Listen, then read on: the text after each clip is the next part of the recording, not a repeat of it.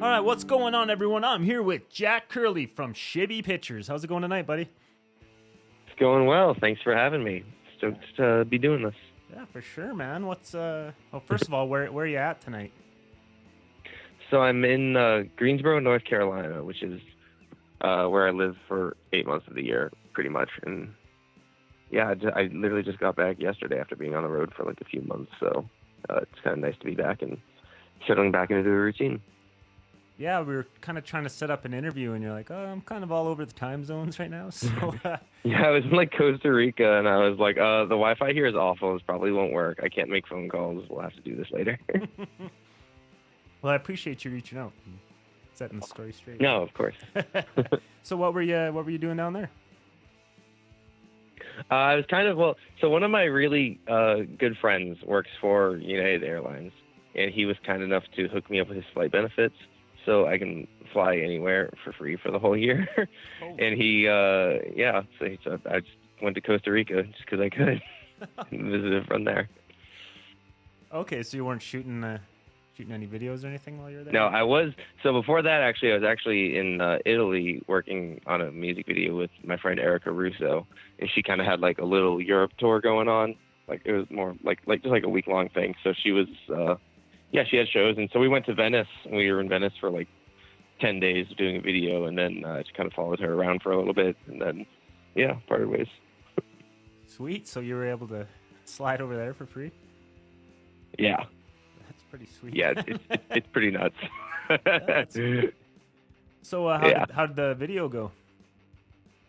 The video was great. We kind of went in like with no concept. We had like a rough idea for a concept for a video to film, and just kind of like her and I for like the first couple days we're like talking through and working through what we do. It was great to be there for so long and have so much time to be able to take to really just let our idea kind of breathe and like keep building it down, and there's tearing it down and building it back up again until we got something that both of us were happy with. And then spent a couple of days shooting, and then we were editing at night, just looking it over, and we actually basically had it like done now. I have to like color correct it and stuff, but yeah. Wow. So I'm not familiar with her music. Is she a solo act, or she got a band over there? Or? Yeah, she's like a solo. Well, she's actually based out of here, States, as well. I think she lives in Massachusetts right now, but she's a folk singer. Yeah, she was supposed to go on tour with me back in 2016 when I went. I like go on tour and do like film screenings and stuff in the same way that like a musician would, except I just screen movies instead. And she was gonna come with me, but she wasn't able to. She got sick, and we had my friend Chris from the band Crazy in the Brains ended up jumping on that instead. So her and I had always been talking about like doing some more traveling and stuff together, and we're kind of finally able to make that work. Sweet. Right on. So is that your full-time gig is videography, or what do you? Kind of videography, yeah. In terms, so like for 8 months of the year, I worked for a minor league baseball team. They're called the Grasshoppers, and what I do for them is like a lot of like I handle all their video production and like some of the graphic design and entertainment aspects of it. Which, like, if you've ever been to a minor league baseball game or just a baseball game, there's like a lot of downtime, and my job is to kind of shove a circus and advertisements into these dead spaces and keep our 8,000 people a night entertained as much as possible. That's awesome. Yeah, so it's a cool job. It's flexible. I can kind of bounce around. It's a lot of hours in the summer, but then I get the fall and some of the winter off to kind of get to do whatever I want. So it's pretty tight. And that's when you head down to Costa Rica. Yep. Well, I guess it probably doesn't get nearly as cold in North Carolina than what we deal with up here in Canada. Yeah, I can't even imagine. Because I went from like the hottest season of Costa Rica right now, and now it's like 50 Fahrenheit here, and like it's cold. I don't even know what that is. We're Celsius where I'm at. Yeah. Are you guys the only people that are Fahrenheit? I think we are. I know. Just in talking about, if we're talking about imperial measurements in general, I know the United Kingdom uses miles per hour for some reason, even though they like talk in kilometers. Talking kilometers. when they talk to each other, they use kilometers. We're Canada's, Canada's kind of like a hodgepodge because we like if you ask somebody how tall they are, they'll say they're 6'2". Yeah. How heavy they are, they're 180 pounds or whatever. But you go over to Europe and it's all they know how many kilograms they are, how many centimeters they are, which I have no friggin' idea, but but I don't know how much a mile is or what a Fahrenheit is. Yeah. Yeah. A Fahrenheit. That's Canada problems there for you. Well, that's cool, man. So how'd you get into to video and everything? Like, what was your inspiration to get into this scene? So I've really kind of just always very naturally been into filmmaking. It's just always like the medium that I was drawn to. And I kind of never really, I don't know why. I mean, when I was young, I was like, I just like movies. I like watching movies. I want to make movies. And I kind of never really saw it as art until I got to college and kind of realized like, oh, like I actually have a voice as an artist, and there's like things that I'm doing and saying that are like self-expressive, and it's not just literally just like making movies, which I mean that's like the face value of it, but it's like what you're really getting out of it as a creative mind is not something that I'd considered. And so I kind of when I kind of got that, I was like, all right, that's what I'm getting out of it. It's kind of just like this new understanding I had of it. And once I kind of had that understanding, I knew that it's like, all right, this is my medium, in the same way that a painter paints, or, writers write, and, singers sing songs and stuff. This is my choice. Maybe not a choice, because I just it just always seemed like that's what it was, Yeah. So were you always involved in the music scene as well, or how did the meshing of those two worlds happen for you? So that kind of happened like I went to school in Savannah, Georgia, and I mean I didn't really start listening to DIY bands like till I was like 17 or something. And the first DIY band I ever listened to was this fantastic band out of Massachusetts called Chalk Talk. And so like in college, and as I kind of got more and more into these underground artists, I realized like, oh, I can just book, these are just people that I can just email and ask them if they want shows and stuff. So I started doing that, and I was just constantly emailing bands, asking if they ever wanted to come play in my living room. And the house I lived in, Savannah, was perfect for house shows because we had it was on the corner across from one of the buildings for university, which was empty at night, obviously. And then there's an abandoned house next to us, an empty lot behind us. And then the other house was this really cool Australian couple that just didn't give a fuck about anything. So we were having house shows on till 1, 2 a.m. on Tuesday nights, windows open, mosh pit in the living room, and literally the cops never showed up to the house once. It was fucking awesome. And so through hitting up all these bands, I was doing a lot before. I was like, why don't I just ask any of these bands if they wanted a music video? They're here anyways, and they have hours to kill before the show. Let me do this. So the first band I hit up was this fantastic band called Benny the Jet Rodriguez, who my friend Lauren is a singer, and they live in Australia now, and they have a new band called Varsity Cheerleader, which is also fucking amazing. But so I filmed a video for that band, and it came out really good. We had an awesome time. We all hit it off super well, and I put the music video out, and I was like, that was fun. I'm just gonna keep doing this all the time, and was just constantly hollering at bands, and I'd be at shows filming stuff all the time. And I kind of accidentally made this documentary called Trying It at Home. It was about DIY and folk punk and shit. And I put that out. That got a lot of views, and still gets a lot of views on YouTube to this day. And I kind of just combined these two interests. Even that's how I got my job. I like baseball. And I was like, what if I was and I found out, I was like, there's people that have jobs filming baseball teams and making stuff for them. That could be fun. I need a job anyways. Might as well get something that's cool and combines things that I like. and that's just kind of been the recurring theme in my life, I guess. Well, I did read, because you just mentioned your one documentary, but you also, well, I'm trying to look when it was made, 2018, I think, one called Baseball Punks. Is that accurate?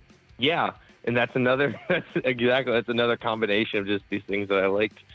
I kind of noticed that baseball would pop up like in punk rock more than really any other sport would, and so I made that documentary kind of exploring the idea behind that and asking the question, like, why is this and what is the connection? And made this, that cute little 10-minute short film about it. And is that one on YouTube as well, or is that? Yeah, that's all YouTube. Just about everything I make is for free on YouTube. Not just about everything that I think is worth putting out, at least. Okay, that's cool. So who was all in that one? Did you talk to like Scott Radinsky and? Yeah, so I got Scott Radinsky in it. He was fucking awesome, dude. To be honest, I wasn't sure how cool he was gonna be with this, because it's such like a weird little thing, and I was like, well, but he's like the guy, he's like the punk rock and baseball guy. For those people that don't know, he was a professional pitcher for a really long time for the Cleveland baseball team, and he and then he became a coach, but he's also the singer for the punk band Pulley, which a lot of people didn't know.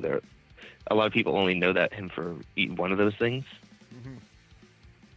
And so, yeah, it's like, and he's kind of like the guy. There's like articles about him and stuff. I was like, I gotta at least try to hit him up. And he ended up, actually, so how it happened was I was trying to do it officially. I was like he worked for the Angels at the time. I was like trying to go through the LA Angels and set up an interview with them, and that's just like hitting dead ends. So I was like, why don't I just like I'll just do what I normally do and just message the band on Facebook. So I messaged the band on Facebook like, hey, I wanted to interview Scott for this baseball punk documentary. Can you give me his email address? And they gave me his email address. I was like, oh, that was easy. I got his email address, and then hit him up. He's like, yeah, totally, like that sounds cool. And so I flew to Houston because my work schedule was so crazy, and there's the only weekend that I had that he was in a city that I could get to easily. And so I flew into New Orleans and picked up my producer who helped with it. He picked me up and we drove to Houston. But the thing is, about the day before I got there, I realized like, oh shit, they changed. Him and I had the interview set up for like noon that day before the game. It was like perfect. And then I found out the day before the interview or the game was changed to noon instead of 6 o'clock. So I was like, fuck. I was emailing him. I didn't have his phone number or anything. It was just like, had no way of contacting him and setting up a new time. So I was like, all right, well, hopefully we can figure out something. We're going to have to buy tickets to this game, I guess. And we went to like the media entrance, and I told them like, this situation. I was like, I need to get in contact with Scott, and I need to, I flew here for this interview. I have to be able to do this. And because I didn't set it up through the Angels, there wasn't anything they could do. But so we tried going to player will call, where the players leave tickets to see if he left tickets for us, and he did not. But we kind of finagled our way into getting tickets anyways for free. So I guess they said they like asked him. What I think happened is the Astros, which is where the game was, they asked like the traveling secretary for the team, and he didn't want to bother Scott, so it was probably like, yeah, just give them the tickets or whatever. So we got in the game for free. At the end of the game, we went down to like the front row of the field, and we're just yelling his name to get him to come over. Because at that point, we still weren't even sure like if he knew what was up or anything. And he walked over and was like, he's like, hey, what's up? I was like, Scott, I was supposed to interview you for that documentary today. He's like, oh yeah, I totally forgot about that. He's like, yeah, come on and we'll do it. And he gave us his number. He's like, yeah, I'll meet you out and like let me shower. I'll be out in 20 minutes. We're like, cool, perfect. And I was like, cool. Now we can relax, and it didn't just fly from the East Coast for nothing.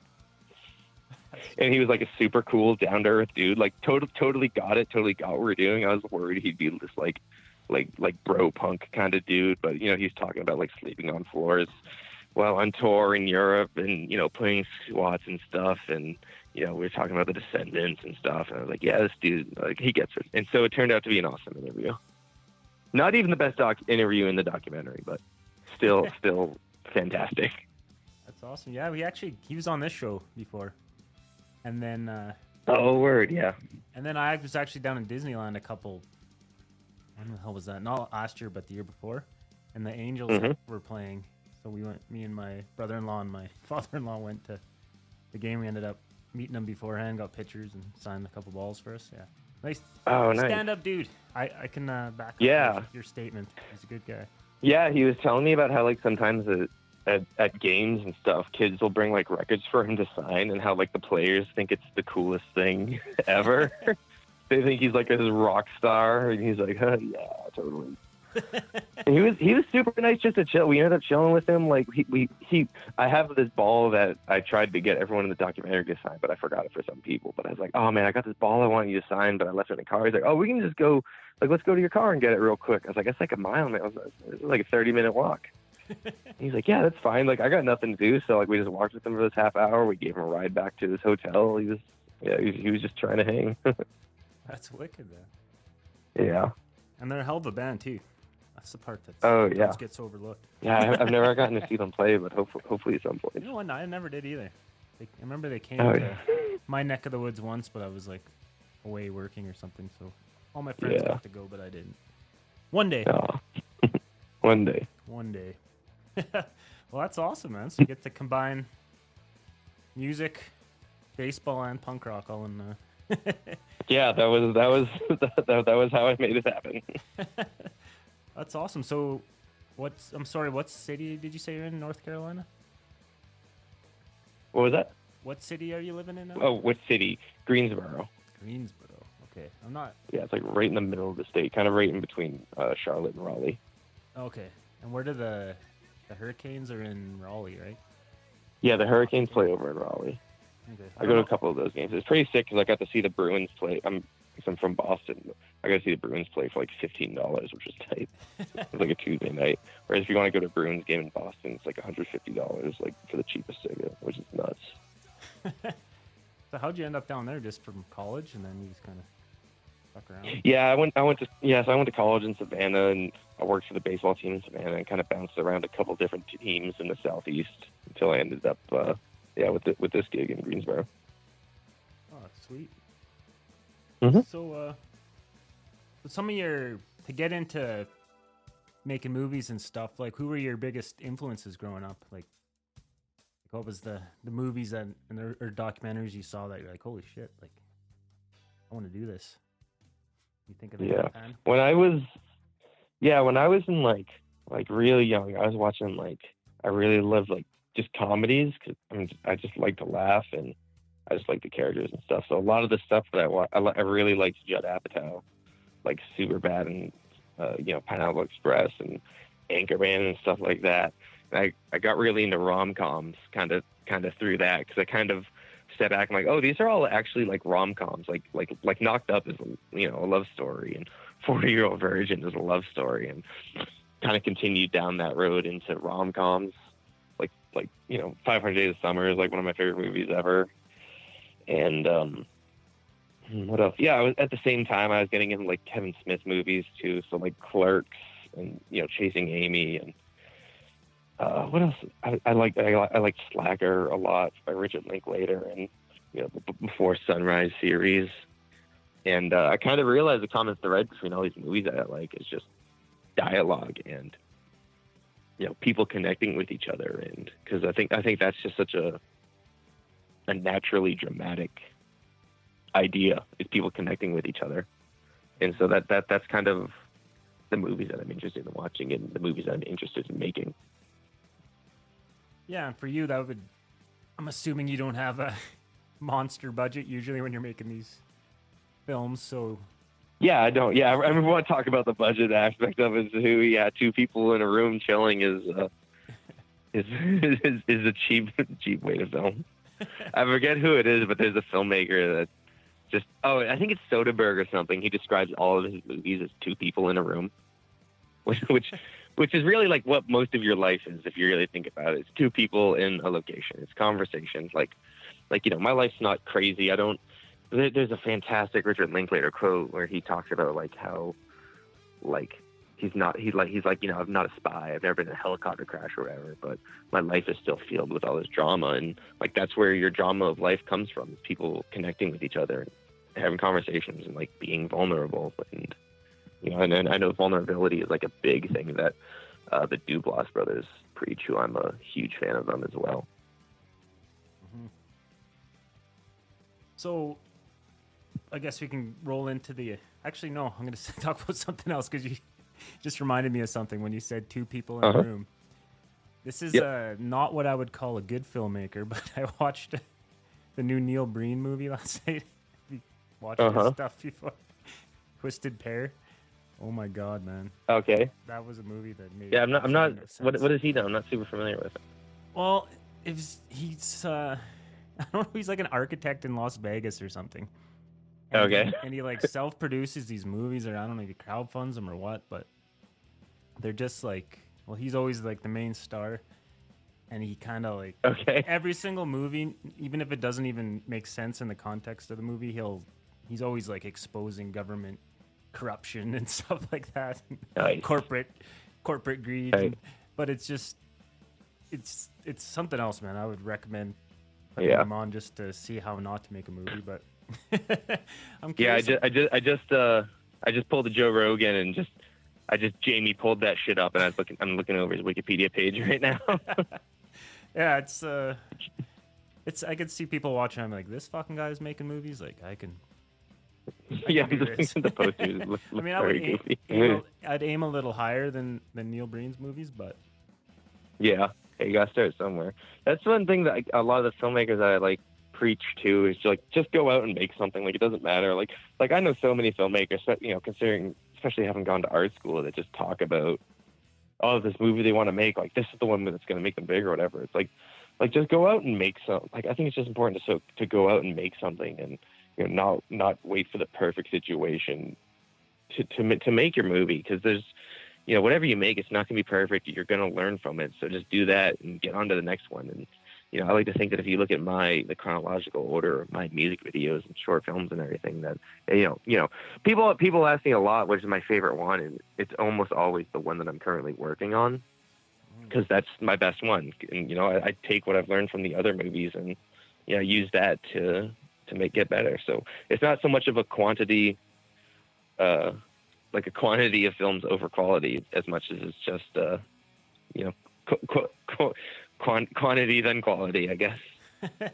Well, yeah, that's just exactly it. There's a million people that can talk to you for days about what they would like to do, but then there's a huge drop off between talkers and people that actually go and make it, right? So, yeah. And then there'll be the action. people. Yeah, I'm a big action guy. Yeah, and there's always going to be people that shit on everything when it's like, well, what are you doing? Like, easy, yeah, exactly. It's easy just to shit on everybody's accomplishments, but are you actually doing anything yourself? So. Yeah, I guess that's why I was drawn to your page. I'm like, this guy's he's doing shit, you know? Like, that's what I'm trying to do. Yeah, you reached out to me at a good time. I got a new web series coming out this month. I think I'm going to release a new music video on Tuesday for Apes of the State. I still have to kind of tighten that up a little bit, but I think that's looking good.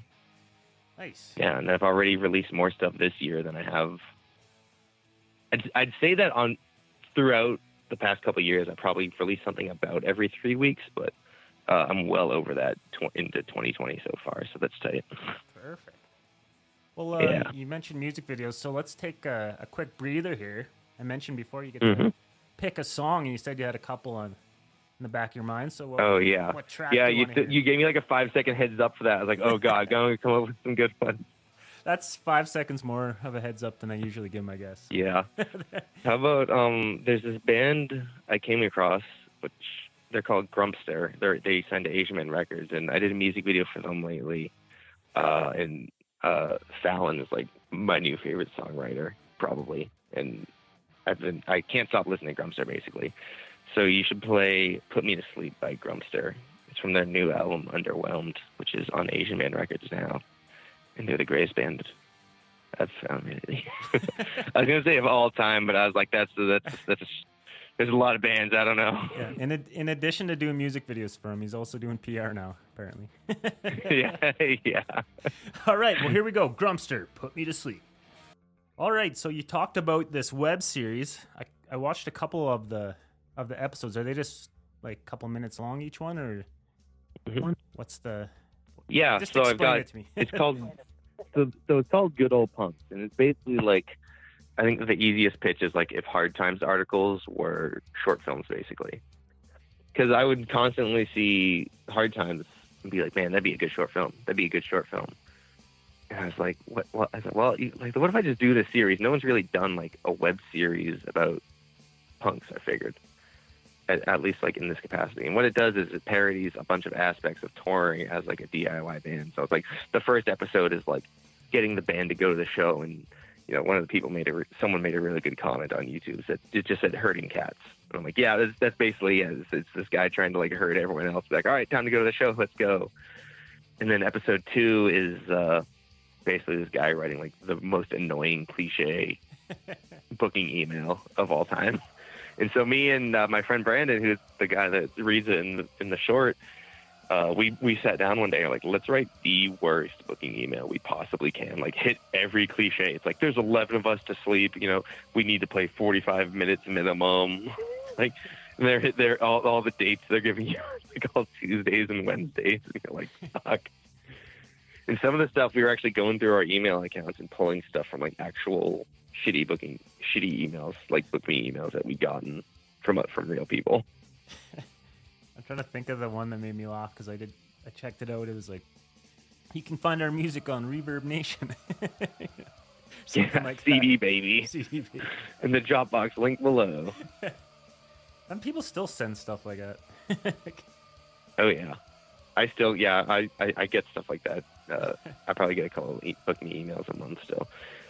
And it's amazing. It's like I mean, you know, I feel good in putting myself out there, and I'm happy to have other DIY bands reach out to me or whatever. But it's like a lot of the times they're just like these promoters are like booking agents, and I'm like, who's paying you to email me? Like, they could just email me for free. Like, all you did was just go on the website and find my email address. They're almost doing more harm than good. These idiots. Exactly. Like, if a band reaches, I mean, you know, like, if a band reaches out to me directly, I'd say that because I'm not like a venue or something too. Like I'm not trying to shit talk on booking agents, because that's, you know, that's a fine thing to do. But you know, I'm just a guy.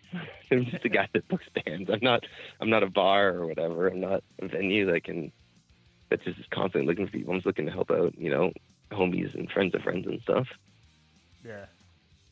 It's just humor more than anything. Yeah. Or the clear copy and paste where they forget to change the name. That's a classic. Oh yeah. Yeah, there's this one booking guy that emails me, and he uses like the same introduction but for different bands, and I called him out on it and I was like, just stop. Just take me off your list or whatever, dude. I'm not gonna book any band that you send my way. Sorry. I wasn't sorry, but welcome. Well, that's cool. So how many episodes of Good Old Punks? There's only 2 out last time I looked.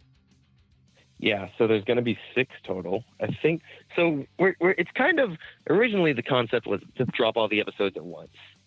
But, and the kind of more I said it, I was like, I don't know. I was like, what about, I feel like if I space it out, that'll kind of get a little bit more momentum and a little bit more word of mouth traveling, and, you know, people asking when's the next episode or whatever. Mm. And so I was like, let's do 2 a day for like 3 weeks straight. And then I dropped the 2 episodes. February 4th. So that was like 5 days ago. And I dropped 2 episodes, but one of them got squashed by the algorithm of the internet. So one kind of ended up like getting a lot more traction than the other. So I'm not going to release 2 on the same day anymore. But I'll probably do like back-to-back days for the remaining 4 episodes. And that'll be kind of like the first season. This is kind of like this is almost like a trial to see like how it just looks as one complete season, and if people like it and if people are asking for more, then, you know, I've got ideas for more episodes for sure. Yeah, now that you say that, I remember episode 2 popped right up, and then I was like, it took me a while to find episode 1 actually. Yeah, and that was because Punk News wanted to do like a little bit about one of the episodes, which is awesome and nice of them. But the only way I could do that was by putting episode 2 up first. So people got kind of confused. I should have just made that episode 1, but whatever. So if you look at my YouTube channel, episode 2 comes first, and then episode 1. And episode 1 came out a day after episode 2. It's like, adds to the mystique of it. Why is this out of order? Yeah. Like Star Wars or something. I guess I could just go back on YouTube and change the episode numbers, huh? Nah, it's too late. Our people already see it. Too late. Too late. It's out there. That's awesome. Yeah. Yeah. So yeah, learning as I go here. So there's the first episode was a dude and his band, and the next one was a different guy. Are they all just going to be standalone kind of one-offs, or are they all going to tie together? Yeah. So there's no main character, which kind of a good inspiration for it was this show on Netflix called Easy that one of my favorite filmmakers of all time, Joe Swanberg, does. It's all these like little vignette stories about like love and sex and relationships, but there's no main character, and that kind of the idea that connects them is through all the episodes is love. And I was like, I'm just gonna do that, but instead of love, it's gonna be punk shows. Okay. And so Yeah. are these actual professional actors, or not professional, but These are all just homies. Okay. Wait, are you talking about the My Web series or this Netflix series? The web series, so the one you're doing. Yeah, my web series. It's all just like friends of friends. Okay. It's kind of really had to really empty out the barrel of my friends. I wanted to make sure I didn't want to just be reusing the same people for every episode. So every episode is different people in it. I think there are characters and stuff that I might bring back, or like there's an episode that's coming up that's about this band staying at this. Crashing at this guy's house, and it's kind of an annoying house to crash in. So if we do I was thinking about doing a follow-up episode to that with like the same group of characters, but it's like a really nice house this time. It's like a mansion or something like that, like the other end of the spectrum, Okay, that's cool. And they're all stoked to be a part of your projects when they get a chance. Yeah, for sure. You're the guy in Carolina if you want to get involved. Yeah, I guess so. Actually, well, one episode I did with the band Some Kind of Nightmare. That was the one that we filmed, and I'd never met them before. But someone commented on on my Facebook page, on like the Shibby Pictures Facebook page, and was like, "Hey, you should film something with Some Kind of Nightmare." I was like, "I'm not doing music videos right now, but I'm doing a web series." Someone's like, "Hit them up." And I am familiar with them before that comment. So, and I known them, they basically tour full time. Like if you look at their tour dates, it's like on their poster, it's like they already have their whole tour dates posted from like all of January through like May. It's nuts. So the episode I did with them is kind of like the driving episode, when you're driving to the next show. Okay. And so I thought they would be a good band for that. And they just, they got it. They picked up on it right away. They knew what it was. They knew what they were parodying. So, yeah, they were awesome. So do you have scripts written, or is it just kind of like tell them the idea? And Oh, yeah, it's all improv. All of the episodes for this are pretty much improv. Well, I guess the booking email wasn't that one we kind of had to write. Yeah. Literally write, too. But, yeah, for the most part, all the dialogue is improvised, which just throughout all of my filmmaking is kind of something that's stuck to in terms of dialogue, at least.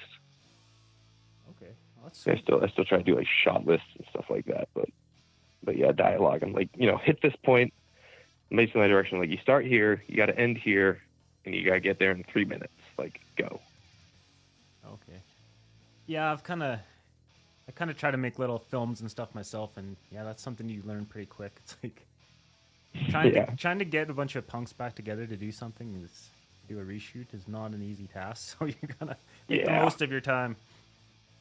Yeah, we actually had to do reshoots on one of my episodes, and it was like 3 weeks later, and one of the guys in it was like, I need a haircut, like, I need to shave, can I please shave? I'm like, no, like, we're reshooting next week, just wait till then, please. I was like, that just reminded me, I watched this, I don't know if you've ever seen it, it's like a video FX team that's on YouTube, and they like critique CGI and stuff. I don't know if you've seen that one. I can't remember what it's called off. No. But they were talking about, I think it was, what's the dude who plays Superman in the DC movies?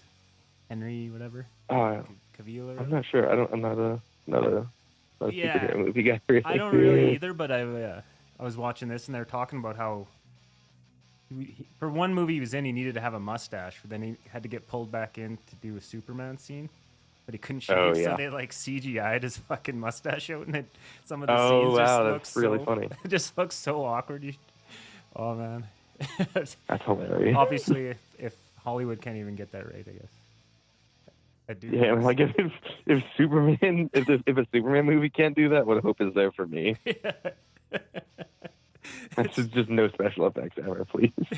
It's funny though, because I'm not super aware of bad shit unless it's really noticeable. But now that I've been watching these type of videos, I'm picking up on it a little bit more. But Yeah. I have a pretty high tolerance for movies, I guess. Like Yeah. don't get offended by them that much unless something really atrocious. But Yeah, I'm picky about what I'll start watching, but once I start watching something, I'll pretty much always finish it. Like, I mean, there's probably less than 10 movies in my life that I've started watching that I haven't finished. yeah, I'm trying to think. I guess I blocked it out of my mind. It's just Yeah. such a Probably horrific for that. event. It's like, okay, fuck that movie. I don't need to. That's awesome, man. Well, let's pick another song. I did tell you 3, so let's do one more or 2 more, but one more right now. Okay. How about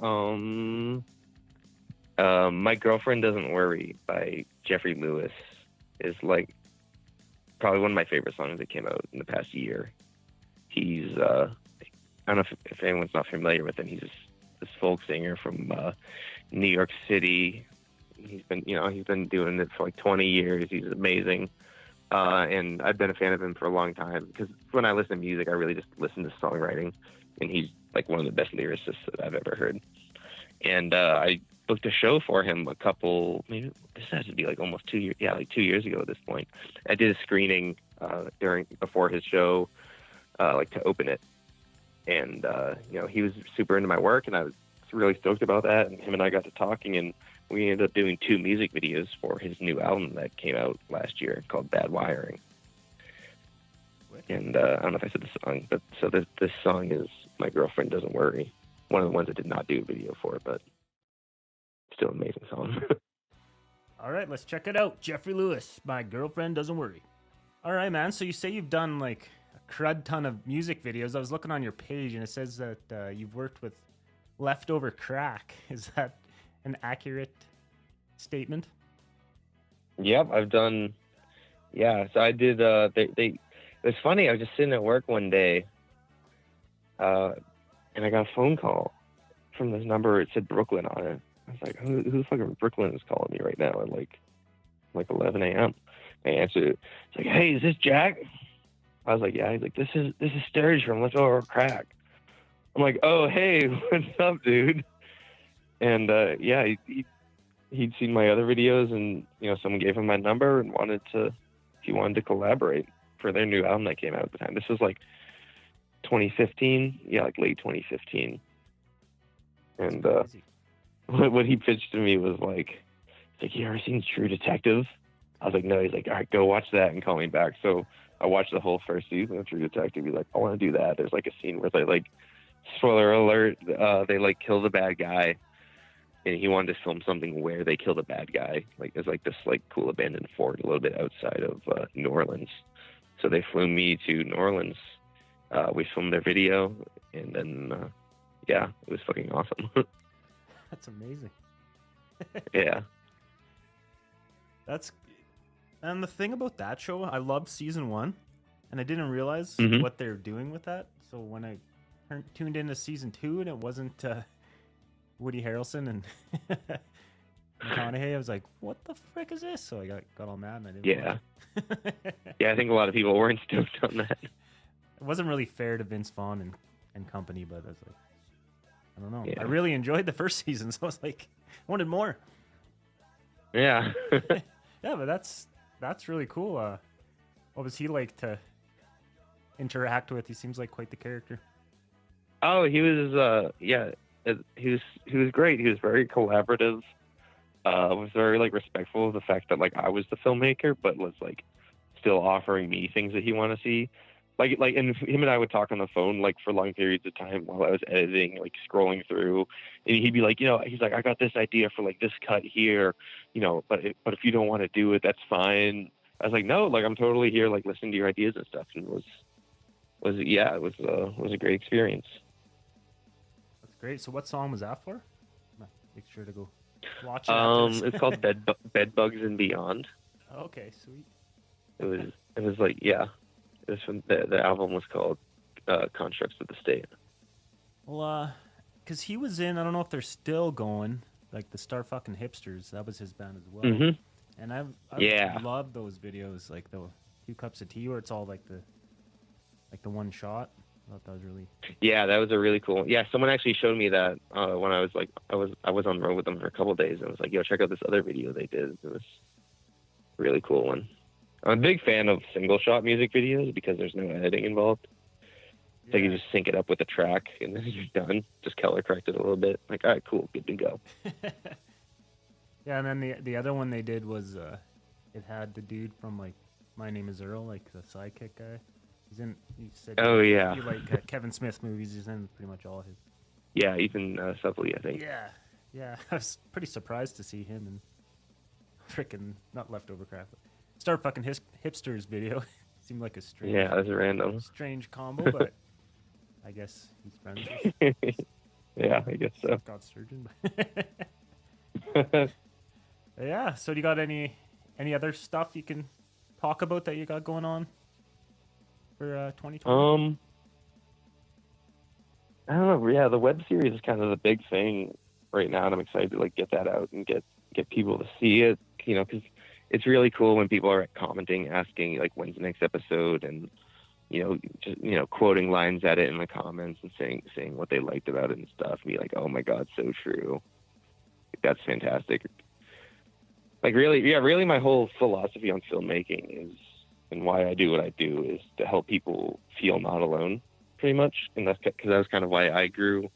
Why I watched movies and stuff growing up. It kind of helps you deal with with problems, and it's nice to see someone else going through similar things to you, and you don't feel alone. When I put that documentary out, the Trying It at Home one, some guy commented on it and just like how, and said like how cool it was that I made that, and then made him feel like part of this community, and that was a really cool thing to read. And I basically spent all my videos since then trying to replicate that feeling for other people, whether it's something that my concept for a music video says, or just the song that the music video is in, and kind of giving back to film in the way that I took from it, in the way that I used it to benefit myself. I wanted to put more out there for other people. That's sweet, man. So you're really relying on like just naturally, organically getting your message out there by working with a lot of cool bands and interacting with people. Yeah, and it's not even like it really doesn't even have to do with building an audience like through the bands. Like bands, like I've done videos for bands that have like ended up being really popular and stuff, but for the most part, like they're all just friends. I got my list of stuff right in front of me, and it's like all these are just friends. Like it's like I'm not reaching.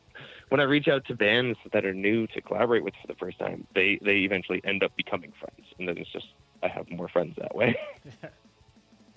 I'm not reaching out trying to like Jeffrey Lewis. He's just my friend now that we just message each other about shit now and then, or it's not like I'm trying to reach. All right, what's the next biggest band I can get after this? I'm trying to like level up each band or whatever. It's like whoever's the homie that wants to collaborate. Awesome. That's why people message me all the time and are like how can I do a music video for you? I want to do a music video with you. I love your stuff, which is great. And I'm just like, and so I basically like always have stuff queued up, like just with friends in that regard. So you're. So it's like I'll be listening to a band for like years before I'm like, I should hit them up and see if they want to do a video. And then I'll hit them up and they're like, yeah, and I'm like, whoa, sick. Well, one thing. That's just not how my brain works, I guess. Well, it's probably pretty handy because one thing, as a guy who's played in lots of bands, like a lot of us are pretty lazy. So to actually have someone that's a go-getter that could like make you a cool video, it's like Yeah, be a for great real. deal for Like when them I as asked well. Grumster, yeah, like when I asked Grumster to do one, they were just instantly like, "Yes, let's do it." I was like, "Cool, that was easy." That's awesome. Yeah.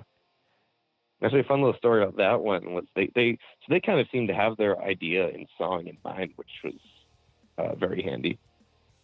And one of the points of reference they used was Macy's Day Parade by Green Day. And so I went as far. I was like, what if we like find the actual location and go film it there, like just recreate the music video in like a single take or something, because it's a really long take music video. And they were like, ooh, that could be interesting. So I went as far as finding who directed that and emailing him and asked him for the location, and he gave it to me. But we were filming in San Francisco, or not San Francisco, in the Bay in Oakland. But I think he lives in San Francisco, but they filmed it in LA, so like we couldn't go down to LA and do it. It also looked like it was probably fenced off from what like the Google satellite view showed. But I did tell him that he was like, that guy was super interesting. I forget his name, unfortunately, but I'll look it up while I'm talking. Music video director. Sorry, I don't Jamie, pull that shit up.